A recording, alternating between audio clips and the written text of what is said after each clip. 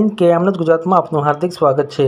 મહેસાણા જિલ્લાના વિસનગર તાલુકાના ઉદલપુર ગામે દર મહિનાની બીજના દિવસે રામદેવ પીરના સેવા કેમ્પનું આયોજન કરવામાં આવે છે।